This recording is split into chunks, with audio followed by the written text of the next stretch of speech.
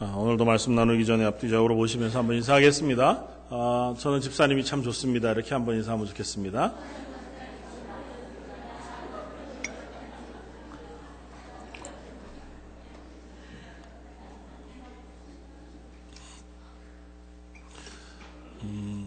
남녀노소를 막론하고 현대인이 가장 기대하는 것 중에 하나가 칭찬이라고 얘기하더라고요. 그래서 나를 좋게 얘기해 주는 것, 때로는 그게 정말 거짓말인 것이 눈에 뻔히 보임에도 불구하고, 거짓말이라기보다는 이제 좀 칭찬, 정말 칭찬을 위한 칭찬임에도 불구하고 듣는 사람에겐 그게 굉장히 위로가 되고 힘이 된다는 얘기를 합니다. 저희가 서로에게도 또 함께 칭찬하면서 혹은 서로의 좋은 점들을 이야기하면서 이렇게 신앙생활에 갈 수 있으면 좋겠다 생각이 되었습니다. 1915년 올해를 시작하면서 한국에서 어떤 여론조사 기관이 여론조사를 했습니다. 2015년도 새해에 가장 소망하는 게 뭐냐, 가장 원하는 게 뭐냐고 했더니 전체가 다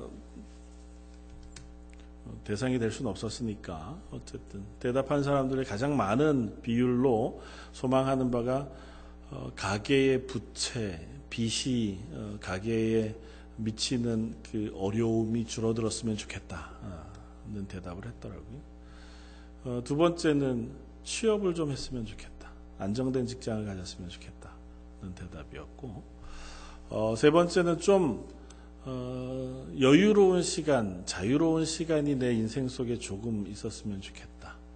그래서 올해는 그런 좀 자유로운 시간들을 좀 가졌으면 좋겠다. 그렇게 소망했던 것을 봅니다. 그래서 현대인의 삶, 꼭 그것이 한국에서만 그렇겠습니까? 여기서도 마찬가지겠죠. 하루하루를 살아가는 것, 그 삶의 무게가 우리들에게 참 많이 무겁구나 하는 생각을 해봅니다. 그래서 그것들로부터 벗어나고 싶고, 그것으로부터 헤어나와서 좀 여유 있는 혹은 나만의 어떤 삶을 살아가고 싶은 것이 아마 모든 사람들의 소망이겠다. 오늘 시편 63편 말씀을 나누면서 지난주에 이어서 하나님의 영광에 대한 것들을 함께 나누어 보고자 하는데요. 63편을 쓴 다윗은 하나님 앞에 기도하면서 혹은 찬양하면서 나는 하나님을 갈망합니다, 그렇게 고백합니다. 오늘 설교 제목과 비교해 이야기한다면 나는 하나님을 향한 갈망 때문에 목이 마릅니다. 참 애타고 답답합니다. 하나님의 은혜가 저는 필요합니다. 하나님의 사랑이 필요합니다. 오늘 내가 찬양한 것처럼 하나님의 사랑이 내게 부어지기를 소망합니다. 또 하나님의 은혜가 제게 부어지기를 원합니다. 하나님이 제 기도를 들어주셨으면 좋겠습니다. 오늘 63장 1절에 이렇게 노래합니다. 하나님이여 주는 나의 하나님이시라. 내가 간절히 주를 찾되 물이 없어 마르고 황폐한 땅에서 내 영혼이 주를 갈망하며 내 육체가 주를 앙모하나이다. 알려져 있기는 이 시는 표제처럼 다윗이 유다 광야에 있을 때 쓴 시다, 그렇게 알려져 있습니다.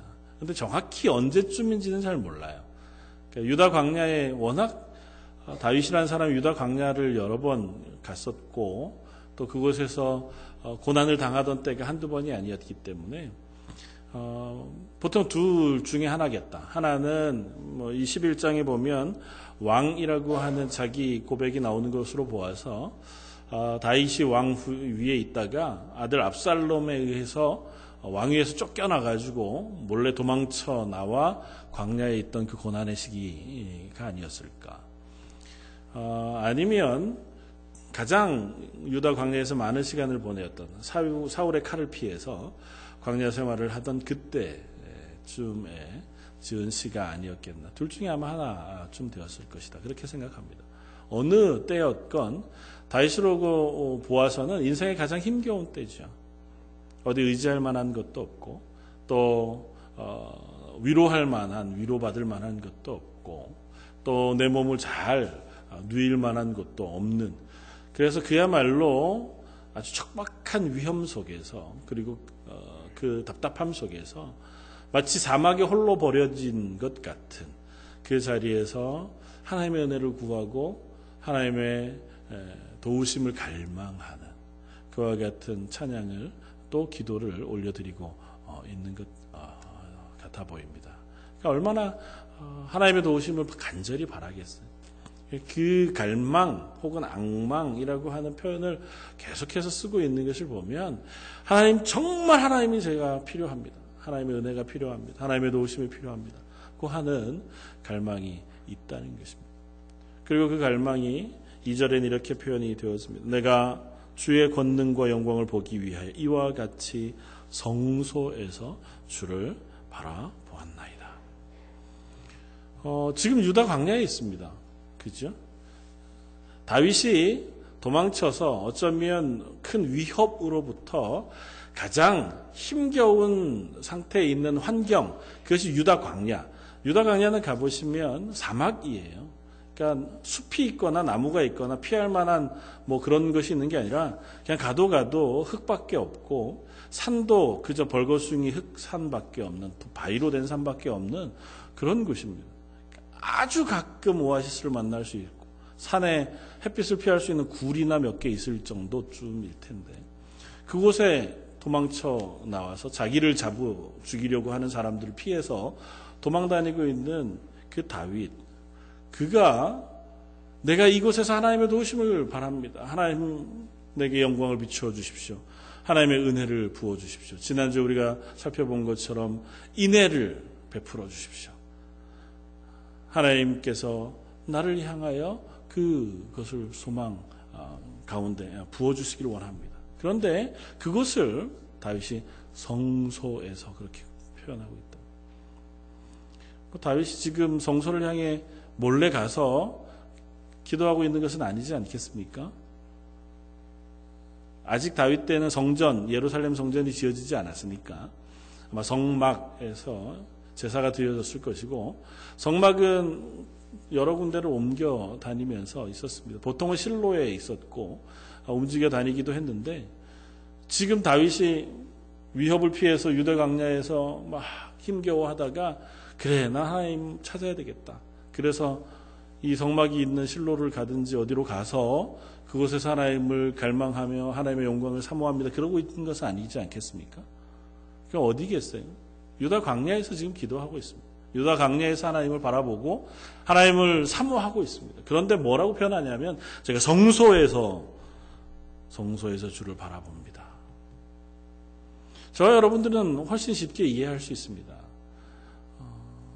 신약 성경에서 성령이 우리 가운데 거하시면 이미 우리의 육체가 성전이라고 말씀하고 있는 것을 우리가 알기 때문에 우리가 어느 곳에 있든지 내가 있는 그곳에서 하나님을 예배하고 또 하나님을 찬양하는 그것이 성전이 되어지는 것을 우리는 고백합니다. 다윗도 아마 그 고백을 하고 있는 것 같아요. 내가 이곳에서 하나님을 갈망하고 하나님의 은혜를 사모하고 있는 이 자리가 바로 하나님의 영광이 임재하는 성소가 되기를 소망합니다. 성소입니다고 고백하는 거죠. 하나님의 영광이 비춰지면 그곳이 어디든 그곳은 하나님의 영광이 있는 성소가 되어진다는 것입니다. 이스라엘 백성 가운데에는 지금은 언약궤가 있는 성소, 그곳에 하나님의 영광이 그곳에 임재하여 두 구름 날개 사이 속죄판 위에 하나님의 영광이 임하시면 그것이 성소가 되어집니다. 아무도 범접할 수 없는 거룩한 장소가 되죠. 그러나 하나님께 나아가고 하나님의 영광이 하나님의 은혜가 임하면 그것이 어디라도 난 이것이 하나님이 임하시는 성소가 되어집니다라고 고백하는 고백이 이 다윗의 고백인 줄 믿습니다. 다윗은 그곳에서 가장 어렵고 힘겨운 삶의 자리에서 하나님의 은혜를 구하고 하나님의 영광을 목말라 합니다. 그러면서 하나님, 내가 하나님의 영광을 인하여 살고 싶습니다. 하나님의 은혜를 덧입어 살고 싶습니다. 하나님과 동행하여 살고 싶습니다고 고백하고 있습니다. 이 고백이 저와 여러분들의 고백이 되기를 바랍니다. 저와 여러분들이 어느 곳에 있든 지금 이 예배 자리에 나와 있으니 더욱더 하나님 앞에 하나님의 영광을 보고 싶습니다. 하나님의 은혜를 저에게 덧입혀 주십시오. 기도할 수 있었으면 좋겠고, 우리의 삶의 자리, 그것이 때로는 고난의 자리이거나 힘겨움의 자리라 할지라도 그곳에서라도 하나님, 이곳에 하나님의 은혜를 부어 주십시오. 하나님의 영광을 갈망하며 하나님의 은혜를 사모하는 그 자리가 되어질 때에 하나님, 그런 우리들에게 은혜를 베푸시고 찾아오셔서 하나님의 인애하심, 하나님의 긍휼하심, 하나님의 사랑을 부어 주실 줄 믿습니다. 그러면 그것이 바로 하나님을 예배하는 예배 처소가 될 것이고, 그것이 바로 하나님의 영광이 임재하는 성소가 되어지리라고 믿습니다. 웨스터민스터 신학교의 신약학 교수로 있는 G.K. 빌이라고 하는 교수님이 있는데, 그분이 쓴 책이 아주 의미가 있습니다. 그 책 제목은 이렇습니다. We become what we worship 이라고 하는 책인데, 우리는 우리가 예배하는 자가 되어간다. 조금 이렇게 번역하면 그런 뜻이겠죠. 우리는 우리가 예배하는 그 분을, 예배하는 것을 닮아간다. 물론 그리스도인들은 하나님을 예배하는 사람들이어서, 하나님을 갈망하는 사람들, 또 하나님을 사모하는 사람들이어서 우리는 하나님을 닮아가는 사람들입니다. 그런데 그냥 하나님을 예배하는 사람들만 하나님을 닮아가는 것이 아니고, 내 인생에 내가 갈망하고 소망하는 그것을 우리는 닮아간다는 겁니다. 특별히 우상을 숭배하는 사람들에게 있어서도 동일하다는 거죠. 우상을 숭배하는 사람들은 자기의 욕망을 자기가 섬기려고 하는 것에 투영시켜서 그것을 예배함으로 그것에서부터 내 욕망 혹은 내가 얻고자 하는 것을 얻고자 한다는 것입니다. 단순하게 얘기하면 돈을 사랑하는 자, 돈을 예배하는 자는 그 물질의 욕심을 닮아간다는 거죠. 그것에 자기의 인생의 전부가 되어지고 그것이 자기의 삶의 모든 것이 되어지는, 하나님을 예배하는 자는 하나님을 닮아 가야만 하기도 하고 가게 되어지지만, 또 다른 것을 예배하는 자는, 그것을 좋아하는 자는, 그것을 갈망하는 사람은 그것을 닮아갈 수밖에 없다고 이야기합니다. 그러면 하나님을 예배하는 사람은 어떻게 하나님을 닮아갈 것이냐고 하는 질문을 합니다. 우리가 그냥 예배만 하면, 하나님을 갈망하기만 하면 하나님을 닮아갈 것이냐? 그것을 G.K. 빌이라고 하는 분은 하나님의 영광이라고 하는 것으로 설명을 했습니다. 하나님의 영광은 지난주에도 우리가 살펴보았지만 그냥 단순하지 않습니다. 한 가지로만 얘기할 수 없습니다. 그러나 그걸 조금 나누어서 우리가 이해하려고 한다고 하면 이렇게 이해할 수 있습니다. 먼저는 하나님 당신, 그분 자체. 그러니까 하나님은 하나님 그분으로서 영광스러운 분이십니다. 다만 그 하나님의 영광을 우리가 볼 수가 없죠. 아직은. 하나님 만나뵐 수가 없고, 하나님의 영광을 보는 순간 우리는 죽을 테니 그 하나님의 영광을 우리가 볼 수는 없지만, 그렇다고 해도 그 하나님의 영광은 영광 가운데 지금 존재하고 계신 것만은 분명합니다. 성경에서 그 하나님의 영광을 하나님의 이름으로 표현하기도 하고 하나님 본체라고 표현되어지기도 합니다. 그러니까 우리가 이 땅에 사는 동안 죄악 가운데 살아가느라고 그 하나님의 영광을 볼 수 없다고 해도 그 하나님의 영광이 사라지지는 않는다는 거죠. 성경은 그렇게 이야기합니다. 하나님은 회전하는 그림자도 없으시다. 야고보서 1장에서 얘기하는 그 고백은 뭡니까? 하나님은 영광 그 자체이시다. 빛 그 자체이시다. 그래서 하나님을 비춰서 또 다른 대단한 빛, 더 영광스러운 것이 하나님을 비추면 그림자가 생길 텐데, 하나님 당신이 완전한 빛이시고 완전한 영광이시기 때문에 그분에게는 그림자라는 것이 없다. 조금 비유적으로 이해하면 하나님에게는 악한 것이 없고 하나님에게는 어두운 것이 없다고 이해할 수도 있을 겁니다. 하나님 본체, 그분의 영광. 그리고 지난주 우리가 살펴보았던 것처럼 그 하나님의 영광이 비추어져 나온 하나님의 영광의 계시, 혹은 보여진 하나님의 영광.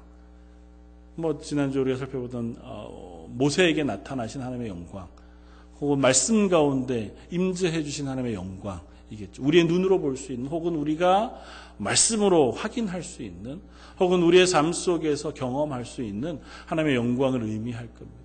모세에게 말씀하신 하나님의 하나님 되심, 하나님의 영광은 뭐라고 설명했냐 하면 내가 인애를 베풀 자에게 인애를 베풀고 긍휼을 베풀 자에게 긍휼을 베푸는 것이라고 말씀하십니다. 모든 선한 것들로 이야기하시고 하나님의 이름으로 얘기하세요. 하나님께서 이스라엘을 향하여 우리들을 향하여 행하신 모든 것들을 하나님의 영광이 우리들 가운데 나타난 것이라고 얘기합니다. 단순하게 얘기하면 우리를 사랑하신 하나님의 사랑, 그것이 바로 하나님의 영광이 우리에게 비추어진 것이다.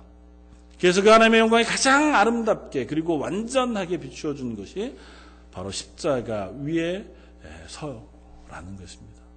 하나님의 영광은 십자가 위에서 온 세상의 모든 죄인들을 위하여 대속의 죽으심을 죽으시는 것으로 비추어졌습니다. 그러나 하나님의 그 영광, 사랑은 그냥 모든 죄인들을 위하여 용서해 줄게로만 끝나신 것이 아니고 하나님의 공의로우심도 만족시키시는 것이었다는 것입니다. 그러니까 하나님은 공의로우시고 사랑이 있는 하나님이시라는 거예요. 하나님은 죄인들을 그냥 아무것도 아닌 것으로 용서하지는 않으세요. 인애, 용서받을 자격이 없는 자들을 용서하시는 것이 하나님의 성품인 것만은 분명합니다. 그리고 그것이 하나님의 영광을 우리에게 비춰주시는 것만은 분명하지만 그렇다고 해서 아무 조건 없이 그냥 모든 죄를 죄 없는 것으로 인정해 주시지는 않는다고요. 죄는 항상 그 죄에 대한 대가를 치르도록 하시는 공의의 하나님이세요. 만약 그게 없다면 하나님의 영광은 조금은 우리가 의심 혹은 훼손되어질 만한 것이라 생각될 수 있습니다. 죄를 짓든 그렇지 않든 그냥 누구든 다 사랑하시는 하나님, 좋으신 하나님이죠. 우리 입장에서. 특별히 우리 같이 죄인인 사람들은 그런 하나님의 성품을 말씀하면 너무너무 좋지요. 그러나 죄인임에도 불구하고 죄를 묻지 않으시고 무조건 사랑해 주신다면 죄는 아무 의미가 없는 거잖아요. 하나님 죄를 미워하십니다. 단순하게 인간이 인간에게 범하는 죄조차도 그건 하나님 미워하십니다. 하나님 앞에서 범하는 죄는 말할 것도 없이 하나님 앞에서 악한 죄들을 하나님께서 다 결국은 심판하시는데 그 심판을 십자가상에서 어떻게 하셨다고요? 당신의 아들 예수 그리스도로 그 죄악을 다 담당하게 하셨다고요. 그것이 하나님의 은혜라는 것입니다. 죄를 미워하셔서 죄를 심판하시되 그러나 그 죄인된 우리들에게 그 죄를 전가하지 않으시고 예수 그리스도에게 그 죄를 전가하심으로 우리 죄인들을 그저 값없이 은혜를 베푸셔서 사랑하셔서 하나님의 자녀로 회복시키신 그 하나님의 사랑, 그것이 하나님의 영광이 비추어지고 발현되어진 가장 아름다운 장소라는 것입니다. 그것뿐이겠습니까? 하나님께서 만드신 이 자연 속에서도 하나님의 영광은 비추어져 있을 것입니다.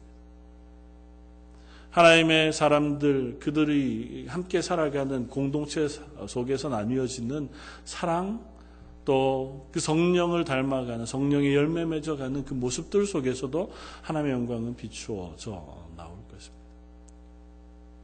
저 여러분들에게 그 하나님의 영광을 비추어 주신 하나님은 또한 그 하나님의 영광을 비추며 살아가라고 말씀하십니다. 조금 아까 얘기했던 G.K. 빌이라고 하는 교수님이 하나님을 예배하는 자는 하나님을 닮아간다고 하는 그 고백을 그것에서 풉니다. 하나님을 예배하는 자는 하나님의 영광을 사모하는 자예요. 하나님의 영광을 갈망하는 사람입니다. 여기 다윗이 그런 것처럼 하나님 제게 은혜를 베풀어 주십시오. 하나님의 영광을 비추어 주십시오. 제게 하나님을 알게 해 주십시오. 하나님의 성품을 깨닫게 해 주십시오라고 간절히 사모하는 것, 그것을 예배라고 얘기합니다. 내가 성소에서 하나님의 영광을 보기를 원한다고 고백하는 그 고백, 그 다윗의 고백이 바로 하나님을 예배하는 것이라고요. 저 여러분들 이 자리에 나와서 하나님의 은혜를 저에게 부어주십시오.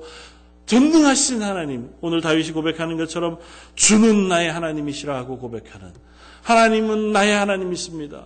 내 예배를 받으시는 하나님, 저에게 은혜를 베풀어 주십시오. 저에게 하나님의 영광을 비추어 주십시오. 하나님의 사랑을 부어 주십시오. 그 갈망이 바로 하나님을 예배하는 것이고, 그렇게 예배하는 자는 하나님의 영광을 경험함으로 그 영광을 비추어 내는 존재로 변화되어진다는 것입니다.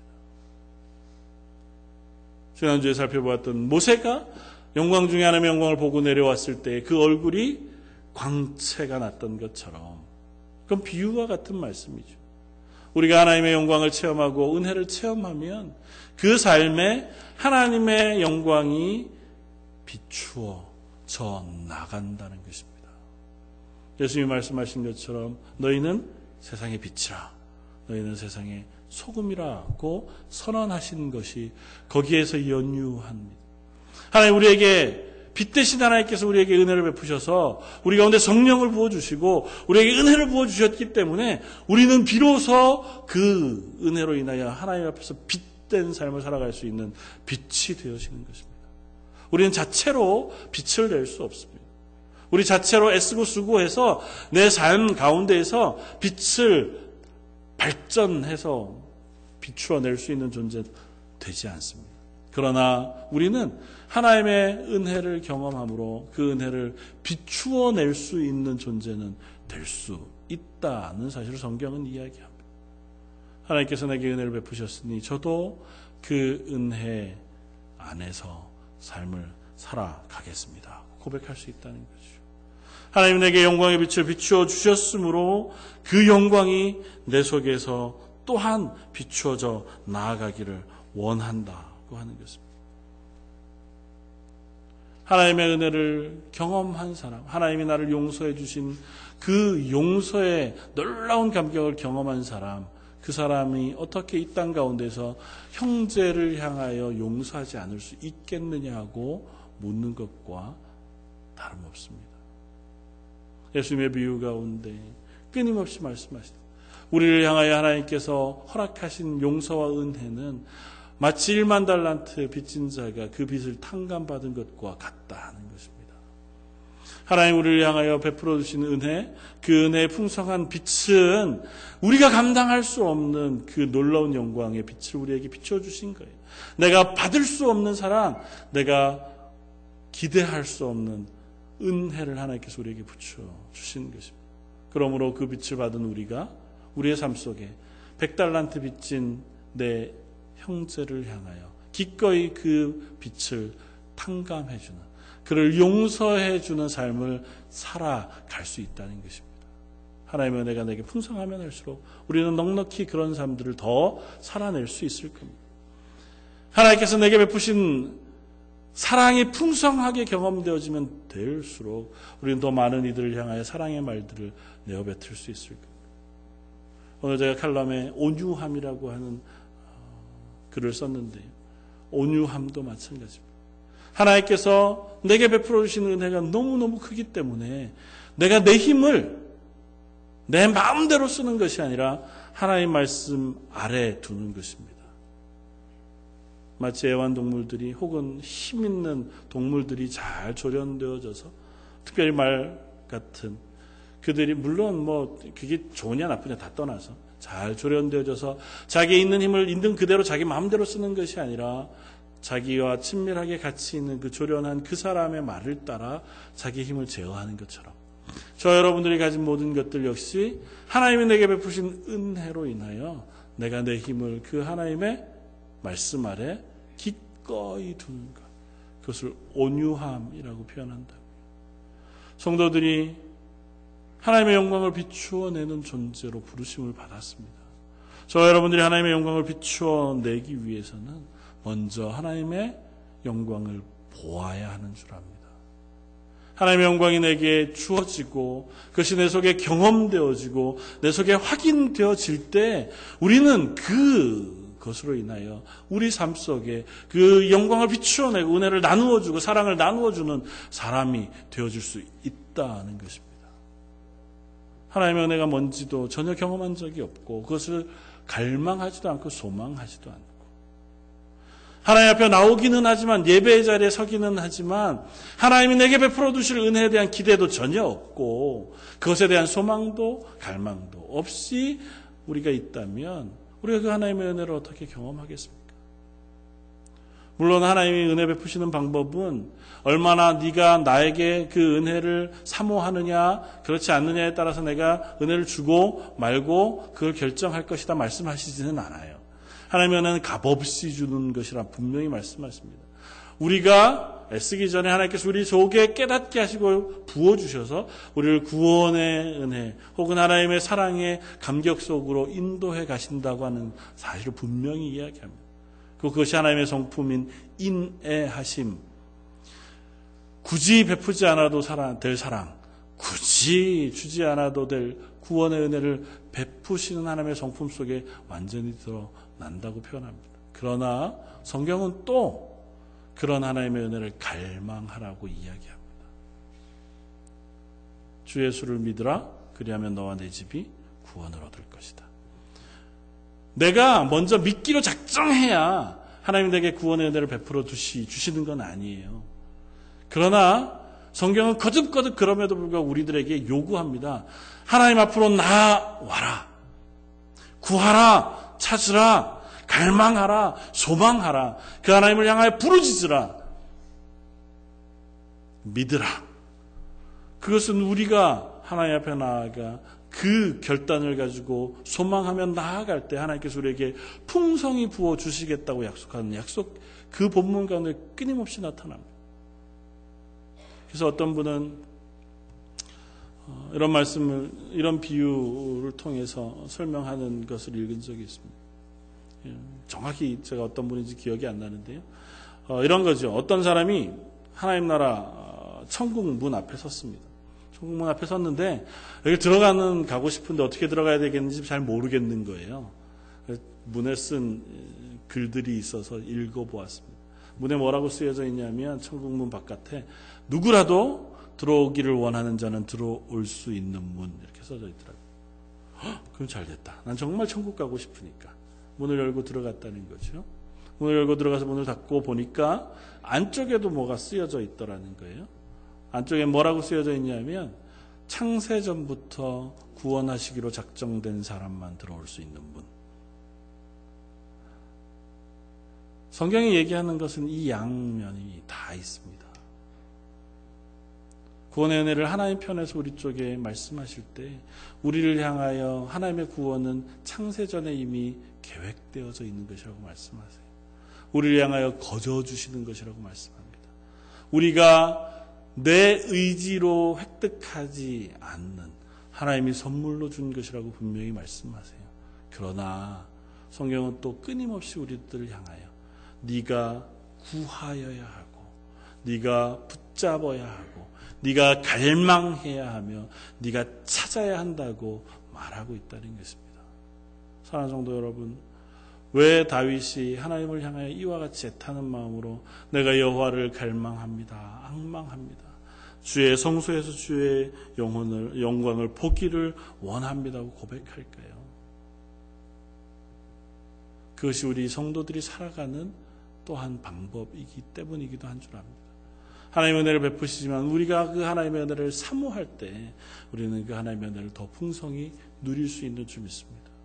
우리가 그것을 갈망할 때, 다른 표현으로 그 하나님의 영광을 예배하고 하나님을 사모할 때 우리는 그 하나님의 영광을, 그 하나님의 은혜를, 하나님의 사랑을, 하나님의 구원하심을 경험하게 되어지는 줄 믿습니다. 다윗은 계속해서 이렇게 고백합니다. 3절, 주의 인자하심이 생명보다 나음으로 내 입술이 주를 찬양할 것이라. 이러므로 나의 평생의 주를 송축하며 주의 이름으로 말미암아 나의 손을 들리이다.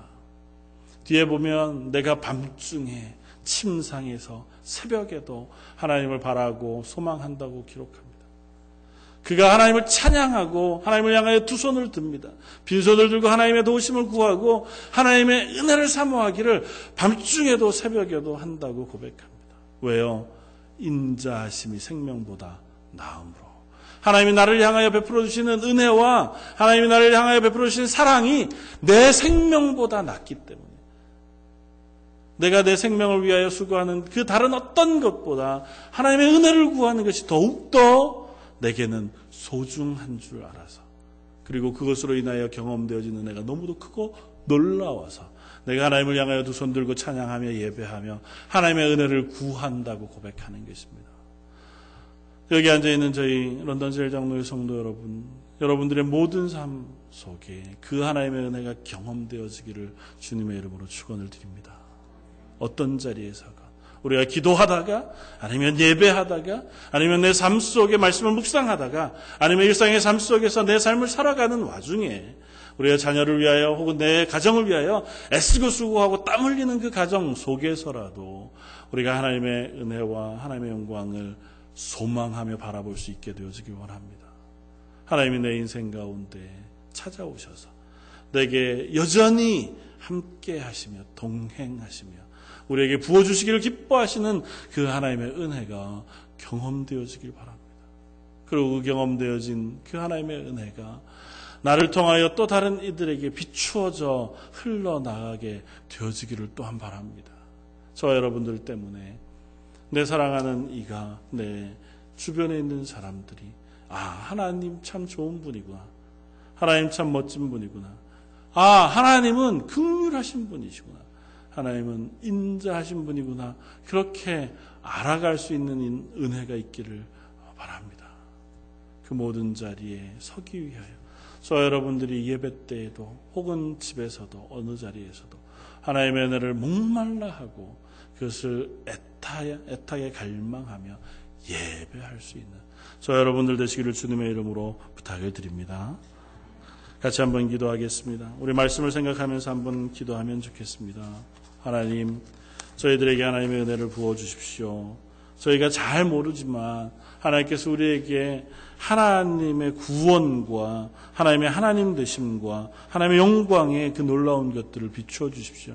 찬양 때, 예배 때, 혹은 삶의 순간순간에 나뿐 아니라 우리 가족, 내 자녀들, 여기에 모이는 모든 성도들에게 그와 같은 것들을 허락하셔서 저희 속에 그 기쁨이 충만한 은혜를 베풀어 주십시오. 우리 한 목소리 같이 한번 기도하겠습니다.